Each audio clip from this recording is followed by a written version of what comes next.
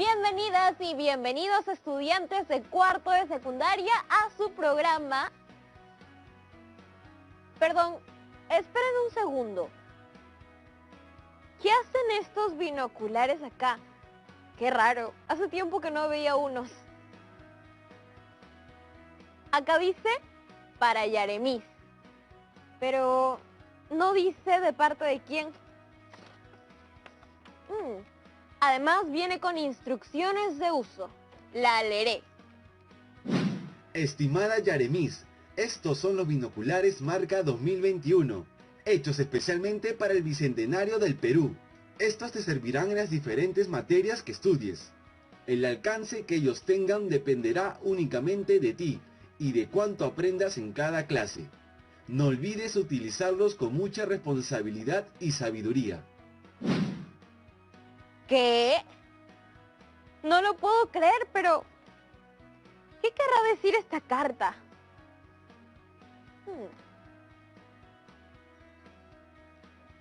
¿Qué les parece si lo descubrimos juntas y juntos? Ay, pero me había olvidado de saludarlos. Es que me distraje un poco. ¿En qué estábamos? Ah, sí. Bienvenidas y bienvenidos a Aprendo en Casa. Hoy nos toca un curso que todos los días ponemos en práctica, aunque a veces sin darnos cuenta que lo hacemos.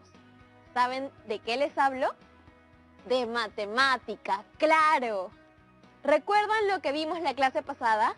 Aprendimos a interpretar la presión arterial a través de los intervalos y a reconocer que existen distintos tipos de intervalos. Están los cerrados, que incluyen los valores extremos A y B, y todos los valores comprendidos entre los extremos. Los intervalos abiertos, que son aquellos que no incluyen los valores extremos A y B, pero sí los valores comprendidos entre los extremos. Los intervalos semiabiertos, que incluyen solo uno de los extremos, y los valores que están comprendidos entre ellos.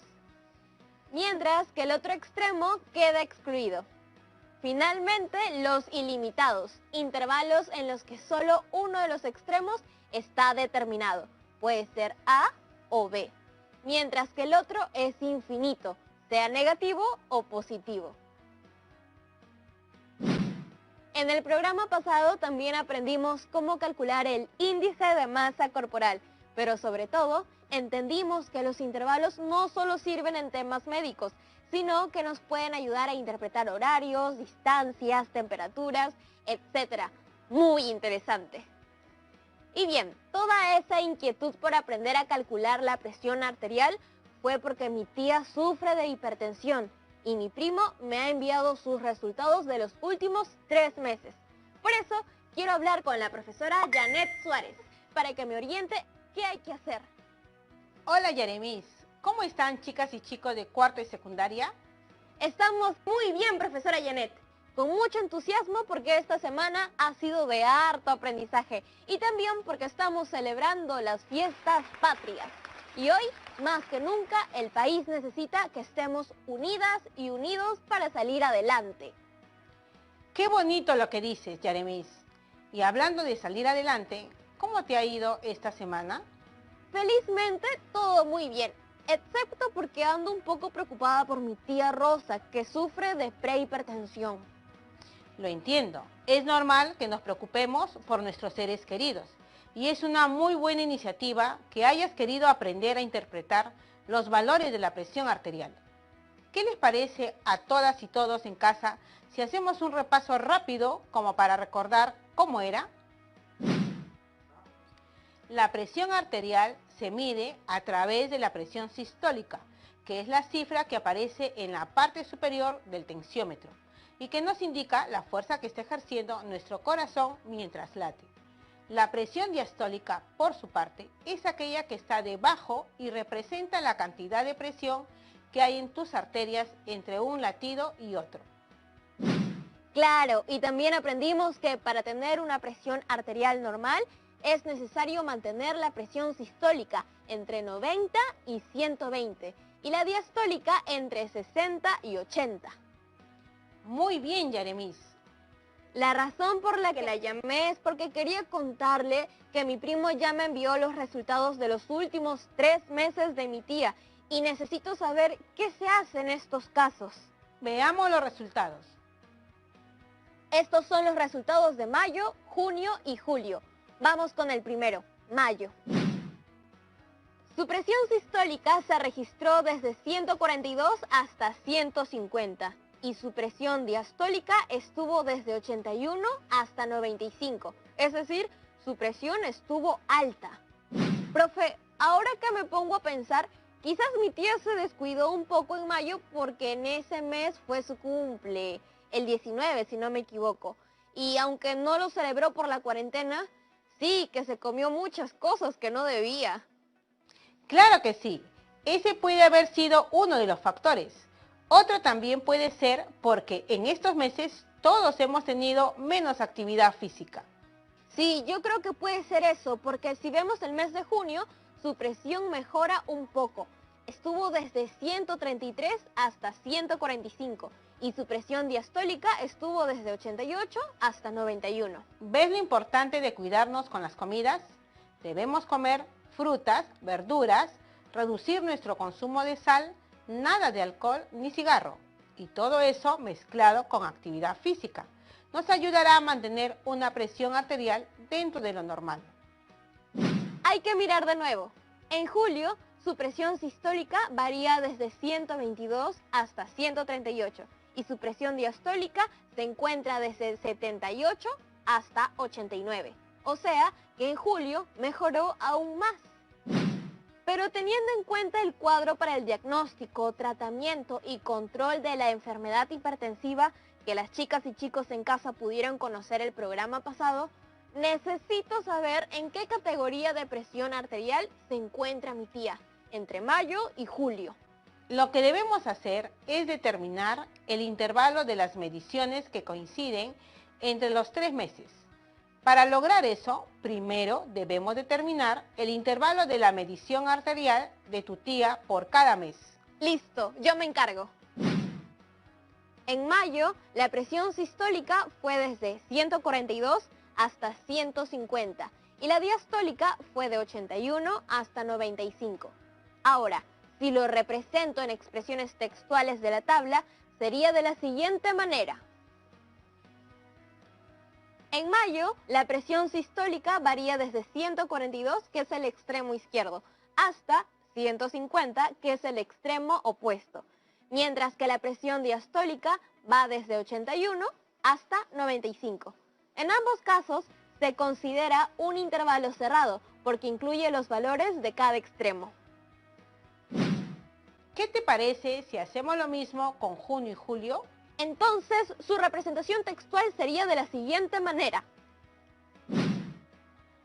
Junio, presión sistólica de 133 hasta 145 y la diastólica tiene como extremo izquierdo el 88 y el opuesto a 91. Julio, presión sistólica de 122 hasta 138 y la diastólica desde 78 hasta 89. Ambos son intervalos cerrados porque, al igual que mayo, los extremos están considerados entre los valores. Muy bien, Yaremis. Parece que te ha quedado muy claro. Antes de continuar, ¿tienes alguna duda? Sí, profe. Quería preguntarle, ¿usted sufre o ha sufrido de hipertensión? En ocasiones he sufrido de prehipertensión. Pero usted sí se cuida. Lo que pasa es que cuando uno es joven, sobre todo, piensa que será así para siempre y no le toma mucha importancia a la salud. Es importante saber que muchas de las decisiones que tomamos ahora nos traerá consecuencias más adelante, tanto positivas como negativas.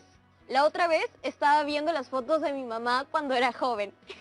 Un mate de risa. Es que es muy chistoso revisar las fotos antiguas, cómo era la ropa de antes, los peinados, todo me daba risa. Pero también es bonito conocer cómo era tu familia en el pasado. Mi mamá me decía que a partir de la adolescencia se toman las primeras decisiones importantes en la vida de un ser humano. Y ahora, pensando en todo lo que venimos hablando sobre hipertensión, creo que cuidar la salud es una de ellas. La adolescencia es el momento para decisiones importantes. Tú lo has dicho, como cuidar la salud. Vayamos con el siguiente paso. Es la representación gráfica de los resultados de cada mes. Este es mayo. La recta numérica tiene al extremo izquierdo el 142 y al opuesto 150. En cada extremo tiene un círculo pintado por dentro, lo que nos dice que es un intervalo cerrado. En otras palabras, se está considerando los extremos. Lo estás haciendo muy bien. Ahora, en el mismo cuadro, coloca la representación gráfica de junio y julio. Acá está junio, representado por una recta numérica con un intervalo que va desde 133 al 145. Y este es julio, que lo representamos por una recta numérica que va desde el 122 al 138. Igual a lo que pasó con junio y mayo, este es un intervalo cerrado, porque incluimos los números de los extremos. ¿Hay algo que te llame la atención de esta representación gráfica? Veo que el intervalo de la presión sistólica de junio tiene valores dentro de los intervalos de mayo y julio. Excelente, Yaremis. Muy buena observación.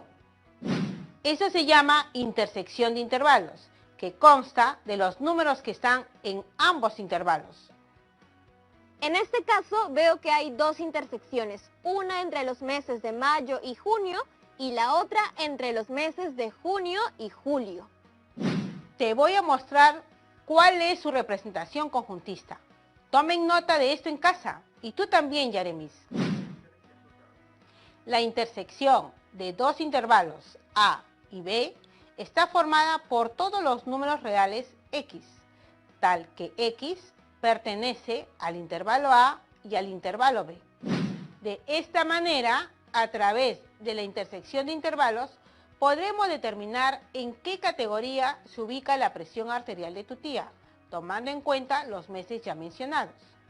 Veamos el siguiente cuadro para determinar cuáles son los intervalos de estas dos intersecciones que has notado.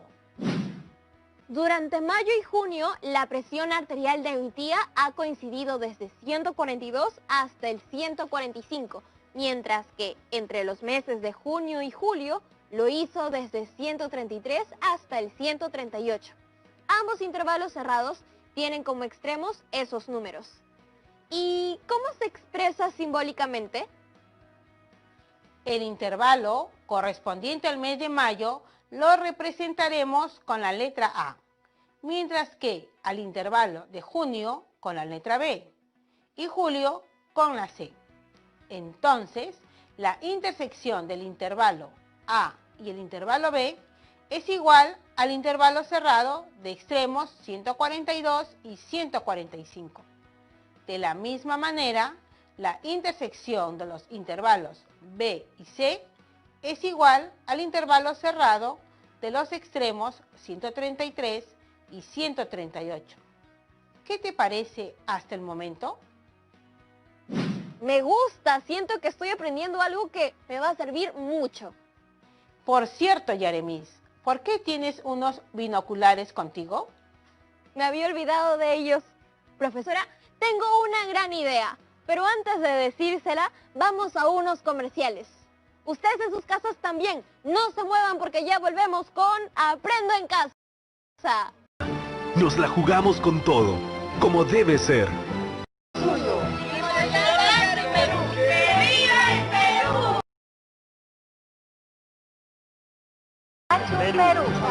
Perú suyo.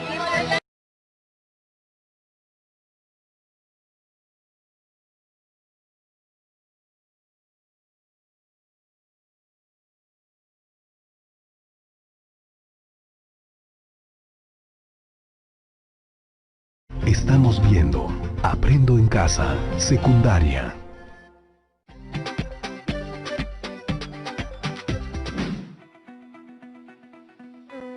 No, este ejemplo no. No, este tampoco. Ya sé, este sí me gusta. El ejemplo de hoy es vinculado al fútbol, porque me gusta mucho y también porque extraño los partidos que jugaba con mis amigas en el barrio. Nuestro equipo se llamaba Las Tiquitaca. Entonces, usando todo lo aprendido y usando mi cariño por el deporte, vamos a la pizarra. Si una cancha mide 120 metros de largo, podríamos decir que la recta numérica empieza en 0 y termina en 120. Esos son los dos extremos. Además, es un intervalo cerrado, porque incluye a 0 y a 120. En el primer partido, solo nos movimos desde 0 a 50. O sea que solo avanzamos hasta la mitad de la cancha. No atacamos nada. Pero en el segundo partido, nos movimos más desde los 40 hasta los 90 metros del campo. Ahora sí mejoramos un poquito. Pero en el tercero, ahí sí atacamos un montón.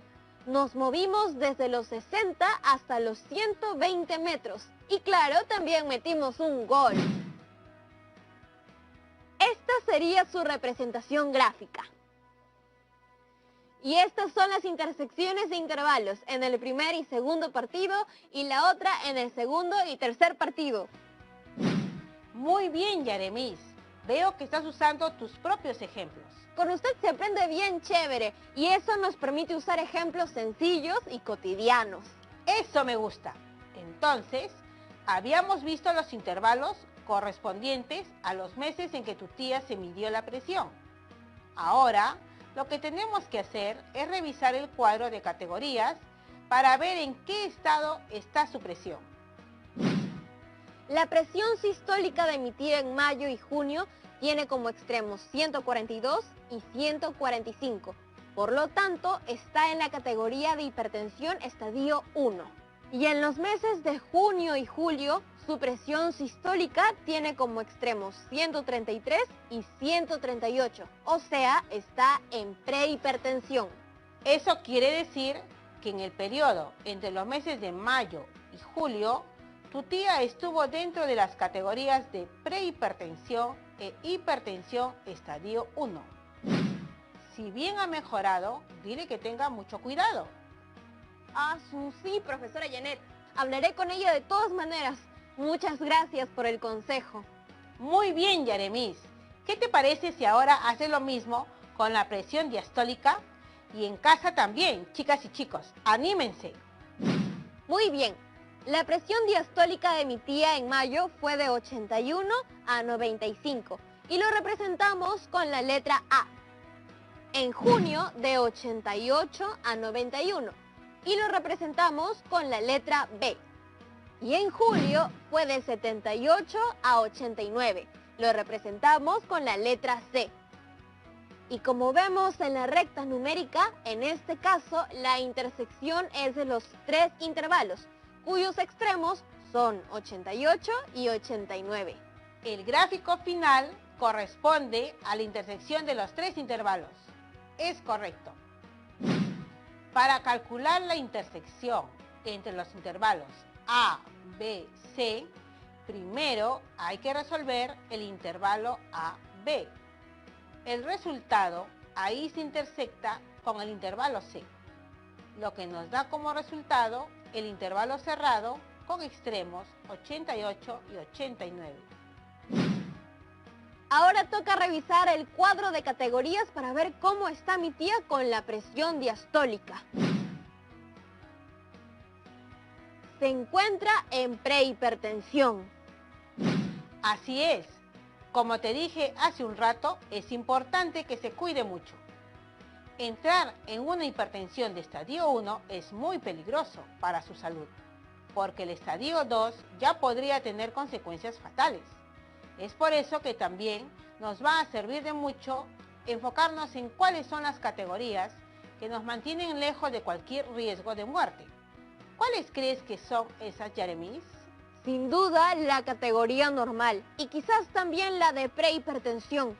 Son las únicas dos que te mantienen fuera de riesgo. Efectivamente, aunque siempre es recomendable tenerla dentro del rango normal. Ahora, identifiquemos las categorías fuera de peligro. Para eso vamos a necesitar otro tipo de operación llamada unión o reunión. Usemos unión mejor, que es lo que necesitamos todas las peruanas y peruanos. Más unión y menos reunión. Buena observación. Vale la pena mencionar antes de que comencemos que la notación conjuntista es que la unión de dos intervalos A y B es igual a X, tal que X es un número real que pertenece al intervalo A o al intervalo B.